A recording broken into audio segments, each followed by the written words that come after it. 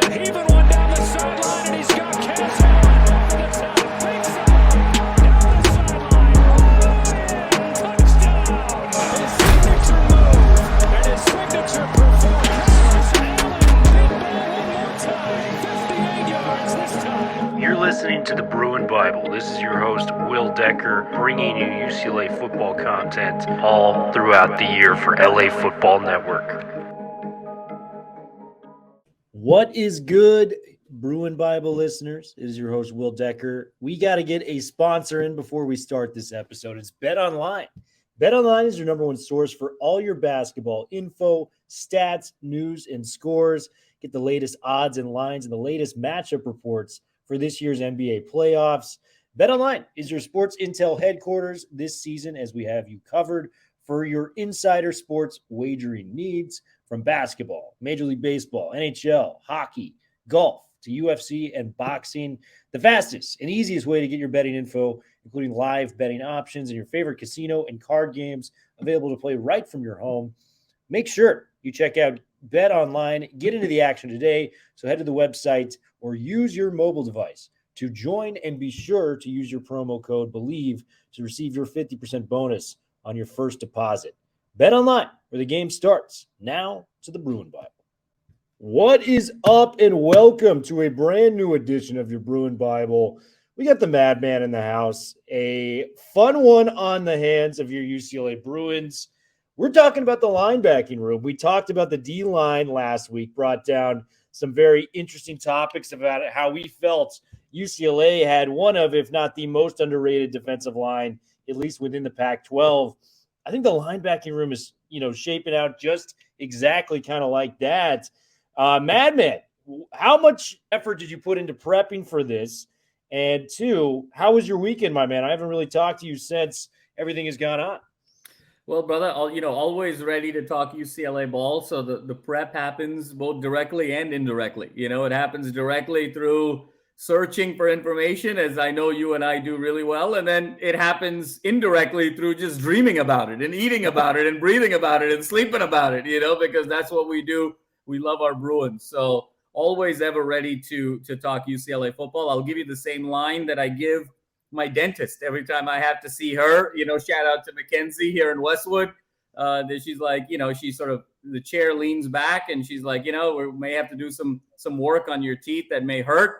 But what should I put the television on? I said, listen, you as long as you keep it on a sports channel, you can set me on fire and I'll be fine. So, as long as we talk UCLA football, I'm in a great spot. But brother, it was a great weekend, long weekend, Memorial Day, and a very special one on two fronts.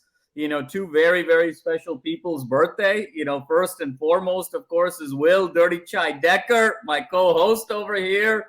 He's 19 years young, ladies. So, just so spry and, so much more of life to go. And so just so thrilled that you got a great opportunity, brother, to celebrate with loved ones, and sounded like it was a great, great weekend. And then, my mom had her birthday on Monday. So we had a great time with the family. So lovely Memorial Day weekend and back into the week. And let's talk the UCLA Bruins. Yes, sir. Shout out to Mrs. Madni. Happy birthday sending your way.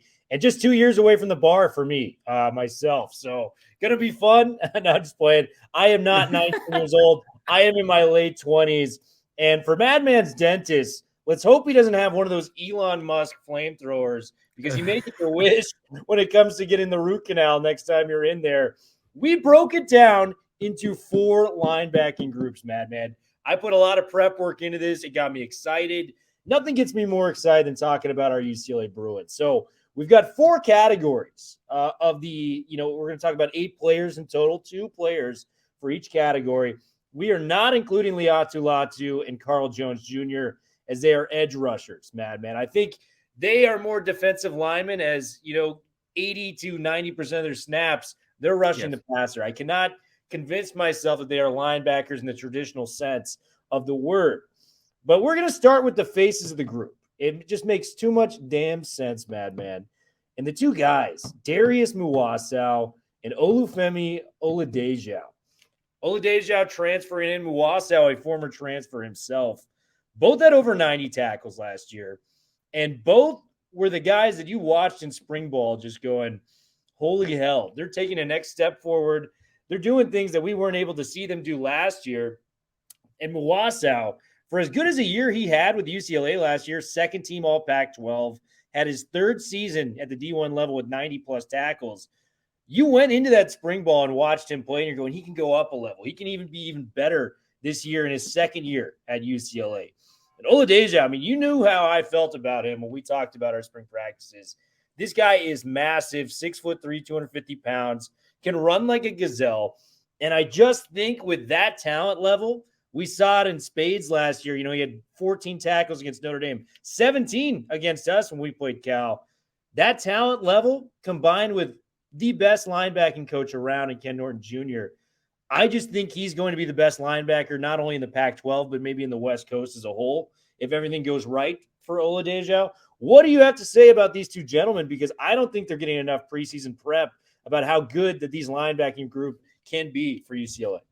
Well, Will, you set it up so well. And a couple things I'll say right off the bat. How exciting is it to talk UCLA football where we're legitimately talking about four groups of individuals at a position level? And so when you sort of zoom out and you talk about depth of talent on this roster, that's really not a conversation we could always have. And certainly not a conversation we've consistently been having the last 5, 10, 15 years. So the mere fact that we're having this opportunity to dialogue and engage four deep, four couplets deep at a position, first of all, speaks to where this program is going and where the excitement level is and needs to continue to grow. Will, I think these are the two guys that when you look at them, as you mentioned in spring ball, they were the two guys that were ready to hit people. That spring ball was a formality. It was an obligation. It was kind of a nuisance for them, to have to just sort of play this sort of touch football. I mean, Muasau hit a guy every chance he got. And, Chip kind of yanked him out of spring ball a couple of times and had him sit on the sideline. And Oladejo also, you could tell, when they sort of made contact with other players, like there was a little extra emphasis there. And when you break these two guys down, it really is a situation of the athleticism of Oladejo and then the tactician of Muasau. And, when you sort of see that complement, you said it best, Will, starting with Muasau, just tactically an incredible linebacker, nose for the ball, tremendous instincts. You can see the confidence oozing now year two in this system with this personnel. And when you talk about kind of making a jump, 3 straight years, 90 plus tackles, but it was his first year in 3 years that he didn't have 100 tackles. So as good as he was, there was an opportunity to even take it further. You made the great comparison several months ago in season where he had those flashes of Manti Te'o when, getting his 2 huge interceptions. And then, of course, just being the tackling machine. So I see him as truly a pillar and anchor of this defense. And then Oladejo is just a specimen, Will. I mean, and, it's remarkable what he's been able to do.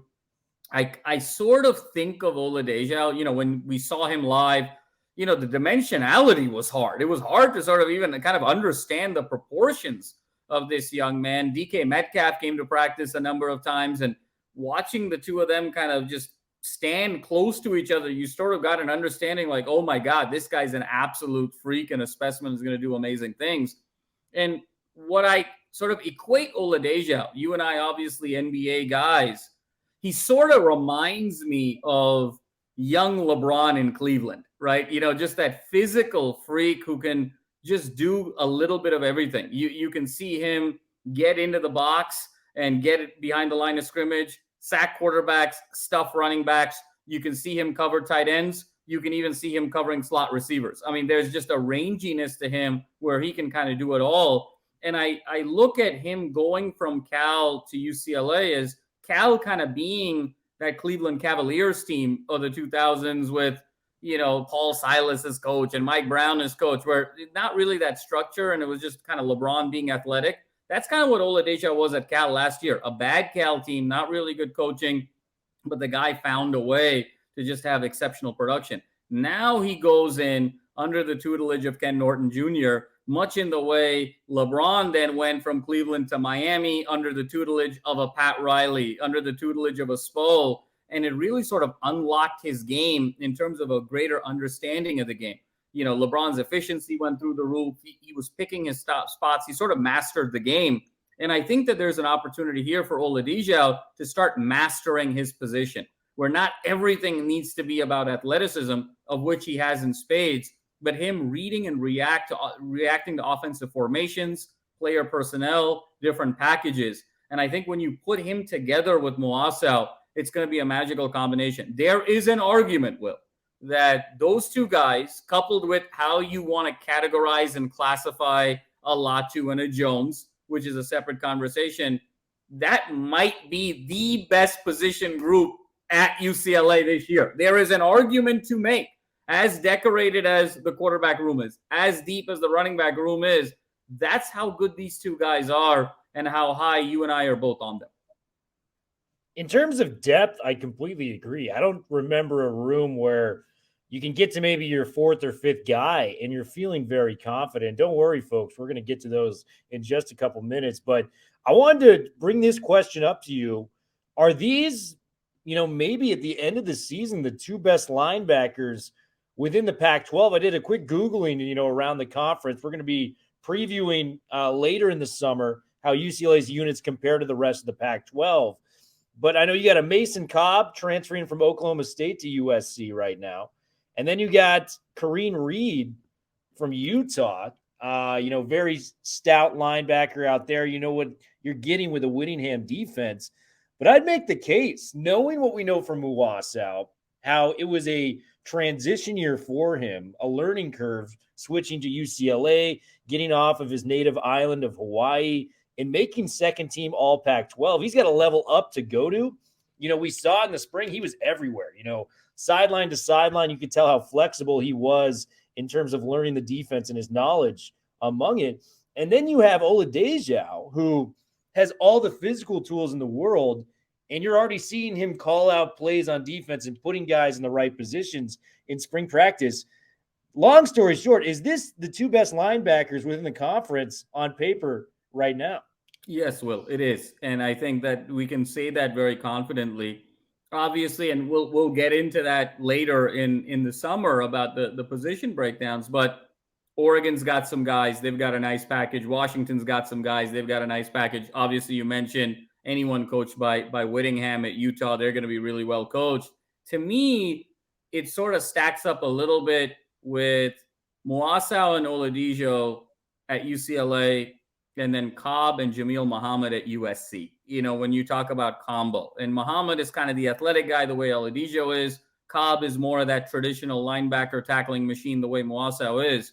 If you look on paper or on the field, Muasau is better than Cobb, and Oladejo is better than Jamil Muhammad right now. And so to me, this is no question that with these two guys, and then you pepper in whoever you want linebacker 3 and 4 to be, depending on down, depending on distance, depending on situation. This is the best linebacking group in the Pacific 12 Conference. And we're going to move to the forgotten ones. This is the second, level of the linebacking group we're talking about. And that comes with two guys. We've seen flashes from both these guys. I thought one took a real big jump last year. One guy hasn't played a snap of football in over 16 months. But is somebody I think UCLA fans should really have on their radar come fall camp to really make a jump, given his pedigree, given where he was, and given what we saw from him in limited action in 2021. Those two guys are John Vaughns and Ali Cahow. Ali Cahow, former 5-star, linebacker from Alabama, transfers to UCLA, limited snaps. He had 3 sacks and 5.5 tackles for a loss. And then you get the likes of a John Vaughns. He was the tone setter, if you will, for UCLA last year. You felt a big hit coming always with John Vaughns in the open field. I thought he progressed as much as anybody on that defense last year in terms of mastering the playbook, getting in and making plays. The biggest threat to Vaughns is, does he leave for baseball? He has been outstanding on the baseball diamond this year in 2023, and the MLB draft is going to be at the end of June. So we don't know what his, kind of future is like. I hope he returns to UCLA to play football. Whereas Cahow, we don't know if he's going to be healthy or not because we just haven't seen him in over a year of action. Talk to me about these two guys because these are the forgotten ones of the bunch. But boy, if we get both of these guys back, that is, I mean, it's the deepest linebacking room we've ever had at UCLA. No doubt, Will. No doubt. And it's so interesting. And it's kind of a testament, Will, to how much time goes by quickly. But then at the same time, when you look back maybe just a year or 2 years ago, that feels like a decade or 2 decades or a generation in college football. Let's wind the clock back, Will, to late summer, early fall of 2021. That's when you and I met, if you recall. The first time we met was, late August, early September of 2021. I remember the first podcast you and I did. Yeah. I was actually in Denver, in a hotel room, and that's and ironically enough, I might have been wearing this same sweatshirt. So maybe that's more of a sign that I need to go shopping. But that's another story for another day. But you and I met and we talked about kind of the new impact players. And now the transfer portal is something that has become very mainstream. And it's also become just a staple of the Chip Kelly strategy moving forward. But 18 months ago, 20 months ago, that was still a very foreign concept. And in many ways, Ali Cahow was that trailblazer for Chip and UCLA into the transfer portal. Remember, there was so much rave reviews about this kid who's 5-star recruit from Alabama, leaves the great Nick Saban to come to UCLA. The opening game against Hawaii, he blocks the punt. He has a sack. He makes this huge impact. And you're looking at him as the staple of this team, as the anchor, as LB1 really moving forward. And so it was with those hopes and those aspirations that Cahow came on the scene. And now we move forward 18, 20 months, and we're talking about him being potentially linebacker 3, 4, 5, and just kind of a rotational piece. So it speaks to just how quickly time goes by. But at his best, Will, Ali Cahow actually stylistically plays most similar to his coach. If you look at old Ken Norton Jr. tape and how Ken Norton Jr. stood in the box, how he sort of, rubbed off on tight ends and, guys coming across the middle, the nose for the ball, always looking where the running back is. That's kind of Ali Cahow. That same level of physicality, that same level of urgency and intensity that Ken Norton Jr. played with the Niners, with the Cowboys, is what we see out of Ali Cahow. And so if he can stay on the field, that compliment, that physical compliment to the tactician that is Muasau and the athlete that is Oladejo, the sky is absolutely the limit. And then you couple that, Will, with John Vaughns. I think the best way to describe John Vaughns in 2022 was the old kind of Scott Van Pelt line in ESPN where he's like, he was just messing around and he got a triple-double. It just felt like John Vaughns was just kind of messing around the whole season and, had big sacks, had 40 tackles, had some big interceptions, had that big one against Washington that really kind of set that tone in that game and really gave UCLA the momentum and the biggest win of the year to that point. You could just see that he was sort of relying on his versatility and athleticism, and that overcame so much. So to me, if he comes back a second year and can put that experience and that skill now together with just his natural athletic instincts, the sky is the limit. And the comp for me, Will, with him, obviously long way to go, but stylistically, he reminds me so much of Derwin James with the Chargers and just where the Chargers use Derwin James, how they move him around. He just feels like that queen piece on a chessboard. You can just do a little bit of everything with John Vaughns. He can be your thumper. He's sort of a hybrid linebacker / safety. Exactly. Yeah. And in that thumper. So the two of those guys, if this was 2015, if this was 2005, if this was 2000, we're talking about these two guys as being tier 1 at UCLA. So the fact that they're tier 2, is just a testament to the depth, and these guys are really great players. Yeah, and, I would say if Cahow was ready to go in spring ball, there's a case that he may have had a jump on the third linebacking spot. Yeah. We know Muasau, we know Oladejo are like the top 2 linebackers we have, but when it comes to that third spot, I would say Cahow may have gotten a jump on that. The fact he didn't play, I think, is going to hurt him a little bit. I know he's a 5-star, but look at what John Vaughns did last year. 53 total tackles. You mentioned the Washington interception. He had 2 on the year, once against South Alabama as well. And you nailed it perfectly. He is a hybrid safety linebacker.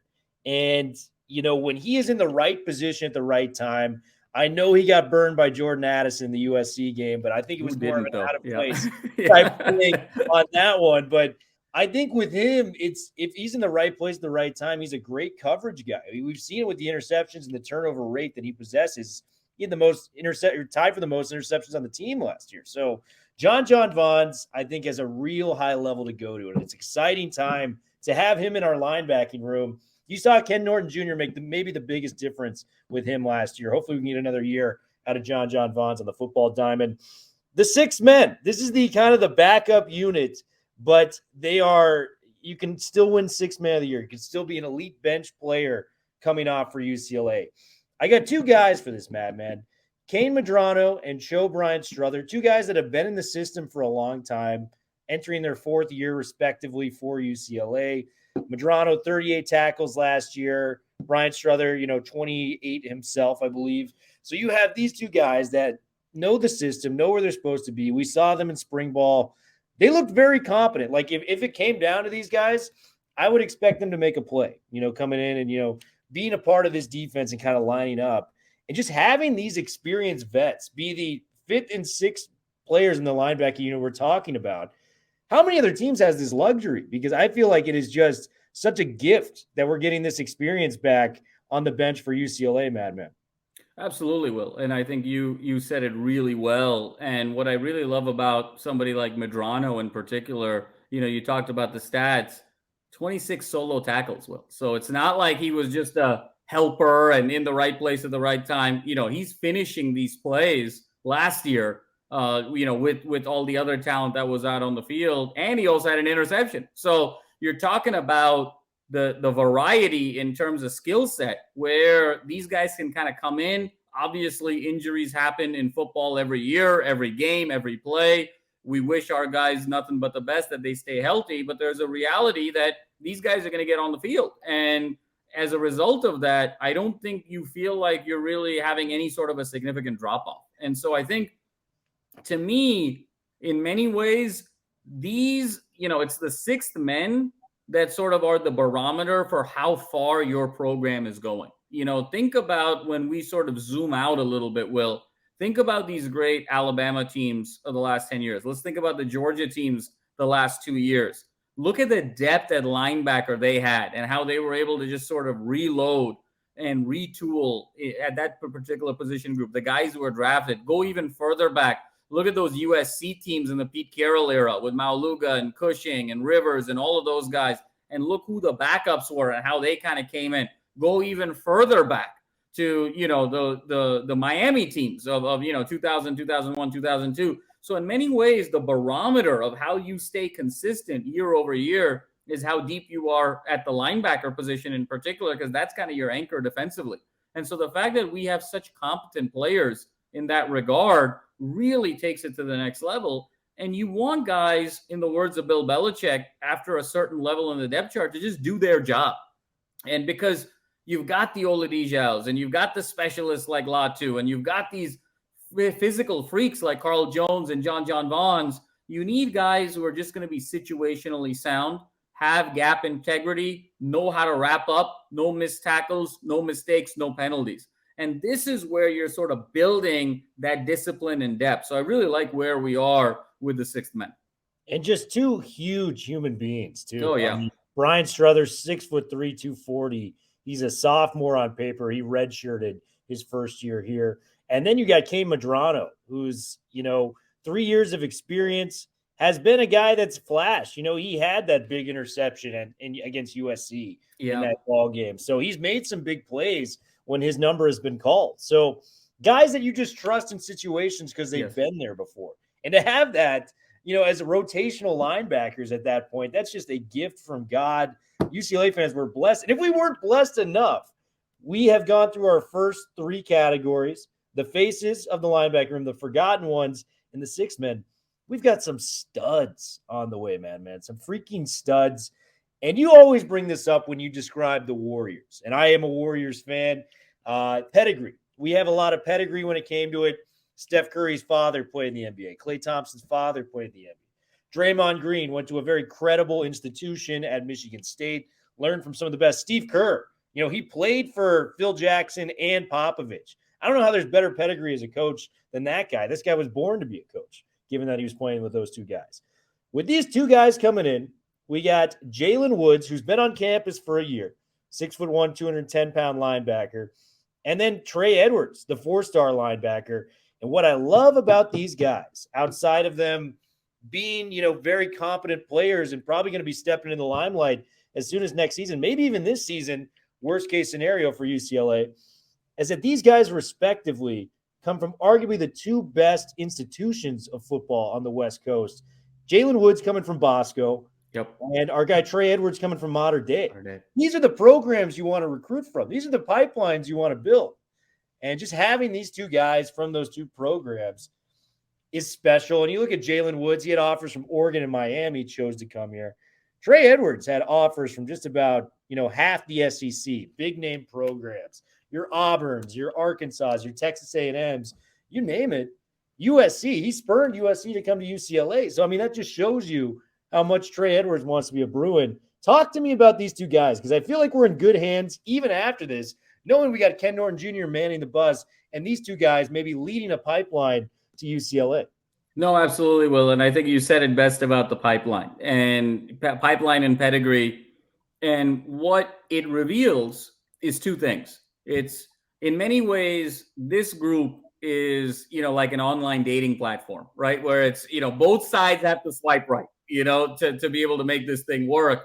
And for UCLA to have the appeal, both athletically, academically, coaching, the whole shebang, as you and I have said, is maybe the most unique package in all of college athletics of what this institution is all about, to be able to pull from the two preeminent high school programs in Southern California. But then on the flip side, for UCLA to look in these young men and say, hey, we identify these guys as potentially the linebacking future of our program. And what you're going to get with these two guys is a winning mentality. They're going to come in. They're going to really be ready to learn, to compete, and to have the right attitude. And that's what you want. And it sort of goes back to that old saying. You and I have talked about this a lot, Will. Ryan and the two of us have talked a lot about this, where the good teams, the coaches lead, and the great teams, the players lead. And essentially what you're doing is you're creating a culture of player-led performance and player-centric leadership. And so with these two guys coming from Mater Dei and Bosco, the biggest games, both on television. They've got experience playing on television. They've got experience playing for championships. They've got experience playing against the top competition of their age group. They've got experience in high-pressure situations. They've got experience playing in front of tens of thousands of fans in hostile environments. They've got experience being the hunted. All of these things, you cannot just show up and teach. These are all intangibles. And so these guys are actually starting their careers at second base. They're not starting at home plate. And so now when you couple that with what Ken Norton Jr. brings to the table, you're going to round these guys out where 12 to 18 months from now, these are the stars of your team. They're built to succeed physically, but culturally and mentally, they're also built to succeed. And you know that, look, in a catastrophic situation, in a game environment, potentially even a season environment, you're sort of decimated by injuries in a season, you can throw them in. And yeah, they're going to make a few mistakes here and there because they're young, but they're certainly capable of making all of the plays. And so that's what really excites me of bringing these guys in. And Will, just to close the Warriors analogy, because you know they're run like a venture capital group, to just bring it all the way home. The Warriors are really well run when, now former president and GM Bob Myers won a national championship at UCLA on the 95 national championship team. And, oh, by the way, Joe Lacob did his master's degree at UCLA too. So it's a Bruin-led organization, which is why they're so successful. Yeah, UCLA fans, I know the majority of you guys are Lakers fans, but show some love, man. Lacob and Bob Myers, alumnus of this fine institution. Madman, so much fun as always to break this down with you. One final question. Is this the deepest linebacking unit Is this a top 5 linebacking unit, I guess is what I'm trying to say, in the entire country? Ooh, wow. Oh man, In terms of depth. It's a bold statement, Will, but it's interesting because when you say it, the natural reaction is whoa, whoa, whoa, whoa. That's a bold statement. But you let it sit for a few seconds, and then you sort of go through the analysis that you and I went through, and the conclusion very quickly is no question west of the Mississippi. And then the conversation then, well, okay, how would they stack up against Ohio State and Michigan and Wisconsin and some of those teams? And then obviously you got the SEC teams. I think if not top 5, it's certainly top 10 in the country. And so I think this is going to set up UCLA for, I think they're going to be in every game with this group. And so now it's going to come down to, like, I'll make a bold statement. UCLA is not going to lose a game by more than 10 points this year. And so now it's going to come down to, okay, it's going to be late game execution on either offense or defense, may come down to a penalty or two, executing your plays, a turnover or two. But this group gives you an opportunity to be competitive in every game. And that's something we couldn't always say. Even the last 2 years, we couldn't always say that. The defense sort of let us down from time to time, not with this group, not with this anchor. Yeah, and it does sound insane. And I went through all of the different phases. It's like, do we have the experience out there? Yeah, we do. We have 90+ tacklers coming back, not even including Muasau's 200 tackle seasons back at Hawaii. Do we have the depth? We're as deep as any UCLA linebacking group in the history, at least from what I can remember, in the 2000s. For sure. You have the young guys we talked about. You have John Vons. You have the 5-star caliber players in Ali Cahow. You have just a little bit of everything. And then you top that off with the tutelage of Ken Norton Jr. I mean, it's just, when you have the coaching, you have the depth, you have the experience, I don't see how it can't be. So I'm really, really pumped about this UCLA unit. Make sure you guys are liking and subscribing to the LAFB UCLA channel. Make sure you're liking and subscribing to the Bruin Bible. Madman and I are on once a week for the rest of the year, I believe. I don't think we're going to slow down on our once a week promise to the listeners here. Any parting thoughts? Thriller, it's always such a pleasure to do this with you, and just thrilled. And it's not just for the rest of the season. I feel like it's going to be for the rest of eternity that you and I are going to be on once a week for our Bruin faithful. So really excited to be part of this with you as always. And, to all of our fans, thank you for always supporting us. As Will said, like and subscribe on YouTube and all of our channels on social. And until next time, we are the LA Football Network, the Bruin Bible, and Will, my man, is back, the Magic Man. And we are out until next time. Thriller, always a pleasure to do this with you. Always a pleasure, my man. We will see you guys soon. Take it easy. Is up, Bruin Bible listeners. We have another advertisement for you. We are so lucky to be sponsored by the great people at Athletic Greens. I started taking Athletic Greens specifically because I was lacking energy, lacking focus throughout the day, and needed some special pick-me-up ingredients to make things happen in my life. Athletic Greens has done just that. I've become absolutely addicted to the process. It has over 75 high-quality vitamins, minerals, whole food source ingredients, probiotics, adaptogens to make your life easier by doing this during the day. I like to take it to start my mornings off. I like to do it before a workout. Makes you feel energized, focused, and just have a lot more energy throughout the day than I typically expected.